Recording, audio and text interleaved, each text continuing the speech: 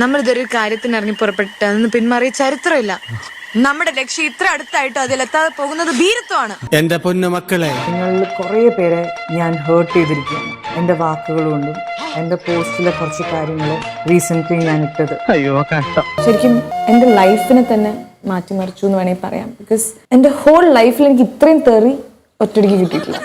എൻ്റെ ഫ്രണ്ട്സ്, എൻ്റെ ഫാമിലി വരെ എന്നെ വെറുത്തുപോയി. ഫ്യൂ ഡേയ്സ് അഗോ ഞാനൊരു പോസ്റ്റ് ഇട്ടിരുന്നു. Entire NEET issue that's happening, അതിനെക്കുറിച്ച് ഞാനൊരു പോസ്റ്റ് ഇട്ടിരുന്നു. ഞാൻ ഓർക്കുന്നു, വല്ലാതെ ഓർക്കുന്നു. മലയാളത്തിലും കൂടി എൻ്റെ രീതിയിൽ ഞാൻ തർജ്ജമയും ചെയ്യുന്നതായിരിക്കും. പക്ഷെ വായിക്കേണ്ടത് അളിയൻ വായിച്ച സ്റ്റൈലല്ല. ഇതെന്റെ വേറൊരു മൂഡിൽ ഞാൻ എഴുതിയതാ. ഇതാ കേട്ടോ, ഞാൻ പറയുന്നത് ശ്രദ്ധിച്ച് കേൾക്കണം. നിങ്ങൾ ആരും ഹേർട്ട് ആവല്ലേ. Please stay safe. If your life is in danger, go back home. No cause is worth losing a life over. ഇതാണ് ഞാൻ ചിന്തിച്ചത്. Let's continue. നിങ്ങൾ ആരും ഹേർട്ട് ആവരുത്. അയ്യോ, ആരുടെയും ലൈഫ് നഷ്ടപ്പെടല്ലേ.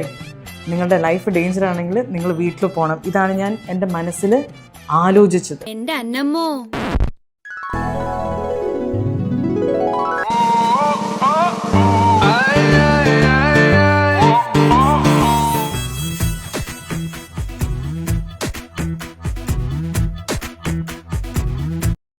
ഞാൻ ഇത് പറയുമ്പോൾ നിങ്ങളെല്ലാവരും വീട്ടിൽ പോ എന്നല്ല ഞാൻ പറയുന്നത്. അത് പറയാൻ ഞാൻ ആരുമല്ല. ഒറിജിനൽ ആണെന്ന് പറയില്ലടാ, അത്രക്ക് ആർട്ടിഫിഷ്യൽ ആയിട്ട്. ഇനി കഥാപാത്രം കൂടി ഒന്ന് വരുമ്പോ ഒന്നുകൂടെ ആർട്ടിഫിഷ്യൽ ആവും.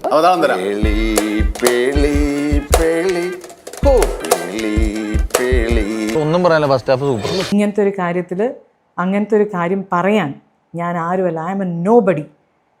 എനിക്ക് ഫീൽ ചെയ്ത കാര്യമാണ് ഞാൻ ഇവിടെ എഴുതിയിരിക്കുന്നത്. പിന്നൊന്നും ഓർമ്മയില്ലടോ. Flying or flying, always up in the air. പിന്നെ അതിനുശേഷം അവർക്ക് മനസ്സിലായത് എൻ്റെ കയ്യിലിരിപ്പുണ്ട്. അത് നമ്മളൊരു കാര്യം ചെയ്യുന്ന സമയത്ത്, ഒരു വലിയ കാര്യം നടക്കുമ്പം ഇവരുടെ ഈ ഒരു കോസ് ഓവർ ഷാഡോ ആവരുതെന്നും ഞാൻ ആഗ്രഹിക്കുന്നു.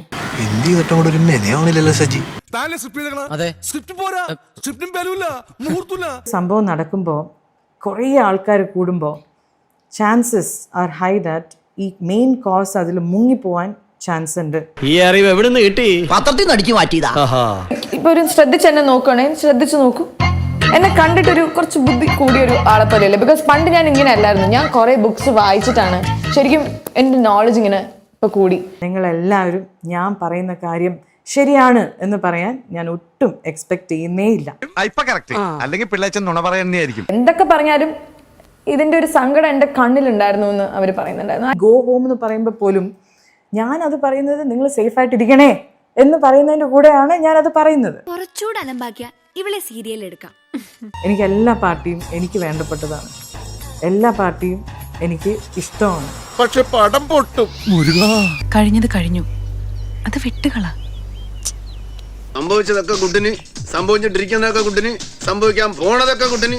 ഇനി ഒന്നും സംഭവിച്ചില്ല, അതൊക്കെ വെരി വെരി കുട്ടിന്. എന്നാ പിന്നെ ഒരു കാര്യം ചെയ്യാം, പോയിട്ട് രാവിലെ വരാം.